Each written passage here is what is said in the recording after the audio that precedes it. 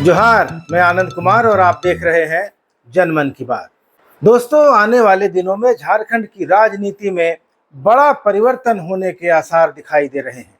हालांकि जो लोग सत्ता परिवर्तन की उम्मीद लगाए बैठे हैं या ऐसे अनुमान लगा रहे हैं और जो लोग ये भविष्यवाणियां कर रहे हैं कि कांग्रेस हेमंत सोरेन की सरकार से बाहर हो जाएगी और झारखंड मुक्ति मोर्चा और भारतीय जनता पार्टी की सरकार झारखंड में बनेगी, तो ऐसा कुछ नहीं होने जा रहा है। अलबत्ता जो संकेत मिल रहे हैं उससे लग रहा है कि झारखंड में राजनीति का डायनामिक्स जरूर बदलेगा। सरकार जरूर हेमंत सोरेन की ही रहेगी, उसमें कांग्रेस भी रहेगी और आरजेडी भी। तो आप कहेंगे कि भला ये क्या बात हुई, जब सब कुछ जस का तस ही रहेगा तो बदलेगा क्या? तो जैसा मैंने कहा कि डायनामिक्स बदल जाएगा। मुझे लग रहा है कि आप अभी भी कंफ्यूज हैं। तो आइए समझते हैं कि चीजें किस दिशा में जाती हुई दिखाई दे रही हैं, लेकिन उसके पहले चैनल को जरूर सब्सक्राइब कर लीजिए। दोस्तों, आपने देखा कि गुरु जी के निधन पर प्रधानमंत्री मोदी उनके अंतिम दर्शन को पहुंचे। गुरु जी के शरीर के चारों तरफ परिक्रमा की, सिर की तरफ से और पैरों की तरफ से, दोनों तरफ से प्रणाम किया। हेमंत सोरेन को उन्होंने गले लगाकर सांत्वना भी दी। झारखंड के तमाम बड़े नेता श्रद्धांजलि देने नेमरा पहुंचे। फिर मंत्री राजनाथ सिंह संस्कार भोज में आए। पार्टी और सरकार में भले अमित शाह मोदी के बाद नंबर 2 की हैसियत रखते हो, लेकिन भारत सरकार के प्रोटोकॉल में मोदी के बाद दूसरे नंबर पर राजनाथ सिंह ही आते हैं। तो गुरुजी के निधन पर मोदी का आना और श्राद्ध में राजनाथ सिंह का पहुंचना क्या संकेत देता है? दोस्तों, राजनीति पर गहरी नजर रखने वाले इसमें भी कोई गहरी बात देख रहे हैं। मेरे कुछ पत्रकार मित्रों ने कहा कि झारखंड अब उसी राह पर चल रहा है जिस राह पर लंबे अरसे तक ओडिशा की राजनीति चली और जिस तर्ज पर बिहार की राजनीति चल रही है।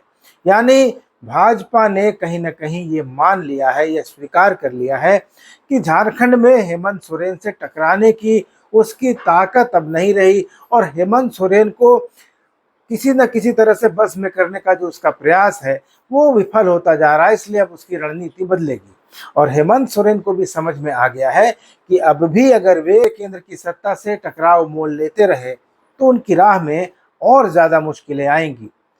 यह बात सही है कि केंद्र से टकराव लेने के कारण उनकी गिरफ्तारी हुई और इसका चुनावी फायदा भी उन्हें मिला। उनको जनता की सहानुभूति मिली, लोकप्रियता में इजाफा हुआ और सबसे बढ़कर कल्पना सोरेन के रूप में परिवार में एक ऐसा नेता मिला जिसकी प्रतिभा और क्षमता को झारखंड शायद कभी देख नहीं पाता अगर हेमंत सोरेन जेल नहीं गए होते। अगर कल्पना सोरेन भी देर सवेर राजनीति में आती तो वे भी परिवार और राजनीति का एक नेपो प्रोडक्ट मान ली जाती और अपने आप को साबित करने में उन्हें बहुत वक्त लग जाता। उनकी हैसियत हमेशा एक परिवार के सदस्य के तौर पर और हेमंत सोरेन की पत्नी के तौर पर रहती, जिसे अनुकंपा के रूप में सीधे सत्ता की राजनीति में हिस्सेदारी मिल गई होती। लेकिन हेमंत सोरेन की गिरफ्तारी ने कल्पना सोरेन को वो मंच दे दिया जो सामान्य तौर पर मिलना मुश्किल होता। दोस्तों, आपको याद हो कि न याद हो, साल 2003-4 का समय था। रांची के उभरते क्रिकेटर महेंद्र सिंह धोनी को इंडिया की ए टीम के साथ जिम्बाब्वे और कीनिया के टूर के लिए चुना गया था। इंडिया ए के स्क्वाड में 2 विकेट कीपर थे, दिनेश कार्तिक और महेंद्र सिंह धोनी। लेकिन तभी एक अहम घटना हुई। बीच दौरे पर दिनेश कार्तिक को सितंबर 2004 में होने वाले इंग्लैंड के दौरे के लिए भारत की सीनियर टीम में यानी टीम इंडिया में बुलावा आ गया और इसका नतीजा ये हुआ कि इंडिया की ए टीम में धोनी को खेलने का मौका मिल गया। वे फाइनल 11 में सेलेक्ट हो गए और फिर धोनी ने इस मौके को बेहद जबरदस्त तरीके से भुनाया। कीनिया में खेले गए ट्राई नेशन टूर्नामेंट जो इंडिया ए, पाकिस्तान ए और कीनिया की टीमों के बीच हुआ, धोनी ने पाकिस्तान ए के खिलाफ धमाकेदार 119 नॉटआउट की पारी खेली। फिर फाइनल में इसी टीम के खिलाफ ताबड़तोड़ 70 रन ठोक डाले। धोनी ने पूरी सीरीज में लगभग 360 रन बनाए। उनके स्ट्राइक रेट और पावर हिटिंग ने उन्हें कप्तान सौरव गांगुली और चयनकर्ताओं की नजरों में ला दिया। इसके बाद 2004 के दिसंबर में उन्हें बांग्लादेश टूर पर भारत की वनडे टीम का हिस्सा बनाया गया। पहले मैच में धोनी 0 पर रन आउट हुए, लेकिन 2005 में पाकिस्तान के खिलाफ 148 और उसके बाद श्रीलंका के खिलाफ 183 नॉट आउट की पारी ने उनकी जगह पक्की कर दी। 2 साल बाद वे 2007 में पहले T20 वर्ल्ड कप के लिए टीम इंडिया के कप्तान बने और कप जीतकर इतिहास रच दिया। इसके बाद वे भारत के सबसे सफल कप्तान रहे। इन्होंने सारी आईसीसी ट्रॉफी भारत को दिलाई, सबसे लोकप्रिय खिलाड़ियों में से एक बने और आज तक उनकी लोकप्रियता कोई छू नहीं पाया। लेकिन सोचिए दोस्तों कि दिनेश कार्तिक अगर इंडिया ए की टीम में बने रहते और धोनी बिना कोई मैच खेले लौट आते तो क्या होता। पता नहीं उन्हें अगला मौका कब मिलता और अगर मिलता तो वे सफल होते कि न होते। लेकिन पाकिस्तान ए की उस टीम के खिलाफ जिसमें कामरान अकमल, मिसबाहुल हक और इफ्तिखार अंजुम जैसे खिलाड़ी थे, धोनी के प्रदर्शन ने उन्हें मौका दिलाया। और ठीक ऐसा ही मौका कल्पना सोरेन को मिला जब हेमंत सोरेन को जेल जाना पड़ा। ये कोई चॉइस नहीं थी उनकी, मजबूरी थी। घर में ही विरोध था। भाभी सीता सोरेन ने गुरुजी की राजनीतिक विरासत पर दावा ठोक दिया था। सोशल मीडिया पर कई दिनों तक संग्राम चलता रहा। बहुत सारी अनचाही बातें हुई।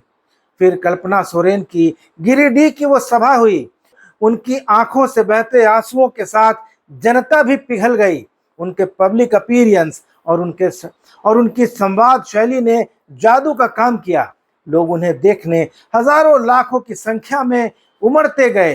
अपने बूते कल्पना ने लोकसभा चुनाव की कमान संभाली।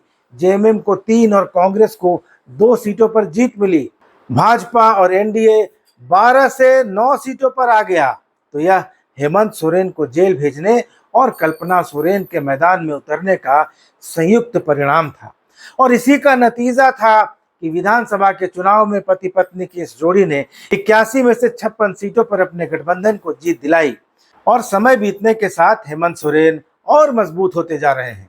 अभी गुरुजी के बीमार पड़ने के बाद से उनके निधन और उनके अंतिम संस्कार तक जिस तरह से वे लगातार अपने पिता के साथ बने रहे, मुख्यमंत्री होने के बावजूद उन्होंने जिस तरह से एक बेटे का फर्ज निभाया, उसने जता दिया कि हेमंत सोरेन एक संवेदनशील व्यक्ति हैं, एक अच्छे बेटे हैं और एक मैच्योर राजनेता हैं। आज की तारीख में हेमंत सोरेन के पासंग भी कोई नेता नहीं है। भाजपा में बड़े नाम जरूर हैं, बाबूलाल मरांडी, अर्जुन मुंडा, रघुवर दास और चंपई सोरेन जैसे नाम हैं, लेकिन ये सब के सब अपना जो है बेस्ट टाइम गुजार चुके हैं और जनाधार इनका खिसक गया है। तो कहने का मतलब यह है कि आज के दिन में हेमंत सोरेन झारखंड के सबसे बड़े नेता हैं, लोकप्रियता के मामले में भी और ताकत के मामले में भी। यह बात प्रधानमंत्री मोदी भी जानते हैं और राहुल गांधी भी। तो डायनामिक्स अब इसी आधार पर रचा जाएगा। दोस्तों, आपको याद होगा ओडिशा में नवीन पटनायक का कालखंड। 24 साल वे लगातार मुख्यमंत्री रहे, अपने राज्य में अपराजेय, लेकिन केंद्र सरकार से हमेशा बनाकर चले। कभी केंद्र की सत्ता से कोई पंगा नहीं लिया, चाहे कांग्रेस की सरकार रही हो या भाजपा की, सबसे नवीन बनाकर चलते रहे और इसका फायदा भी उन्हें मिलता रहा। ओडिशा में केंद्रीय योजनाएं लाना हो या केंद्र से पैसा लेना हो, नवीन पटनायक को कभी कोई मुश्किल पेश नहीं आई। दूसरे नेता नीतीश कुमार हैं। पिछले 20 साल से वे बिहार की राजनीति के सर्वे सर्वा बने हुए हैं, चाहे राजद के साथ रहें या भाजपा के साथ, लेकिन बिहार के मुख्यमंत्री वही होते हैं। बिहार की राजनीति का चेहरा भी नीतीश कुमार ही होते हैं। यानी नीतीश जरूरी हैं, चाहे खुशी से या फिर मजबूरी में। तो दोस्तों, हेमंत सोरेन भी अब उसी स्थिति में आ पहुंचे हैं जहां कभी नवीन पटनायक थे और जहां आज नीतीश कुमार हैं। झारखंड में भी अब वही होगा जो हेमंत सोरेन चाहेंगे। दोस्तों, अभी ज्यादा दिन नहीं बीते जब ऐसी खबरें चल रही थी कि कांग्रेस के मंत्री खुश नहीं है, कांग्रेस के मंत्री कंफर्टेबल नहीं है इस सरकार में। कांग्रेस के विधायक सरकार के खिलाफ बयान दे रहे थे, चाहे राधा कृष्ण किशोर हो, चाहे रिम्स 2 के मामले में बंधु तिर्की का बयान हो, या फिर रांची स्मार्ट सिटी की जमीन के मामले में विधायक राजेश कच्छप का रवैया। उसके पहले जाएं तो कांग्रेस विधायक दल के नेता प्रदीप यादव भी सरकारी सिस्टम पर हमलावर थे, लेकिन इस नूरा कुश्ती का कोई फलाफल नहीं निकला। हेमंत सोरेन किसी दबाव में नहीं दिखे, यह साफ दिखाई दे रहा है। वे देख चुके हैं कि उनके पिछले कार्यकाल में कांग्रेसी मंत्रियों के भ्रष्टाचार के किस्सों ने ही उनकी किरकिरी कराई थी। लेकिन इस बार कांग्रेसी मंत्रियों के क्रियाकलापों पर हेमंत सोरेन की न सिर्फ नजर है बल्कि पकड़ भी है। पिछली बार जैसी आजादी मंत्रियों को नहीं है। दूसरी तरफ हाल के समय में ऐसी चर्चाएं भी चली हैं कि जेएमएम और भाजपा मिलकर सरकार चला सकते हैं। भाजपा नेताओं के हेमंत सोरेन के प्रति रुख में आई नरमी और केंद्रीय नेताओं की सहानुभूति के चलते इन चर्चाओं को बल मिला है, लेकिन फिलहाल इन खबरों में कोई दम नहीं है और ऐसा प्रयोग पहले हो चुका है। 30 दिसंबर 2009 को गुरुजी के नेतृत्व में जेएमएम और भाजपा की सरकार पहली बार बनी। गुरुजी तब लोकसभा के सदस्य हुआ करते थे और इसके कुछ ही महीने बाद अप्रैल 2010 में गुरुजी ने संसद में भाजपा के एक कटौती प्रस्ताव पर मनमोहन सरकार के पक्ष में वोट दे दिया, जबकि झारखंड में वे बीजेपी के साथ सरकार चला रहे थे। भाजपा मौके की ताक में थी, उसे मौका मिल गया। भाजपा और जेएमएम दोनों को विधानसभा में 18-18 सीटें मिली थी। भाजपा ने दबाव डाला कि गुरुजी इस्तीफा दें और सरकार बीजेपी के नेतृत्व में बने। गुरुजी ने इससे इनकार कर दिया। कई दिन इसी तनाव में गुजरे। गुरुजी ने लाख सफाई दी कि उनका वोट गलती से यूपीए सरकार के पक्ष में चला गया। वे तो विरोध में वोट डालना चाहते थे, लेकिन भाजपा नहीं मानी। आखिर गुरुजी की सरकार में डिप्टी सीएम और प्रदेश भाजपा के अध्यक्ष रघुवर दास ने तत्कालीन गवर्नर एमओएच फारूक को समर्थन वापसी का पत्र सौंप दिया। 30 दिसंबर 2009 को शिबू सोरेन ने इस्तीफा दे दिया और 1 जून 2010 को झारखंड में राष्ट्रपति शासन लग गया। इन 2.5 महीनों में काफी उतार चढ़ाव के बाद यह तय हुआ कि भाजपा की अगुवाई में सरकार बनेगी और शिबू सोरेन के बेटे हेमंत सोरेन अगली सरकार के डिप्टी सीएम होंगे। 11 सितंबर 2010 को अर्जुन मुंडा ने तीसरी बार मुख्यमंत्री पद की शपथ ली। हेमंत सोरेन और आजसू के सुप्रीमो सुदेश महतो उनके डिप्टी सीएम बने।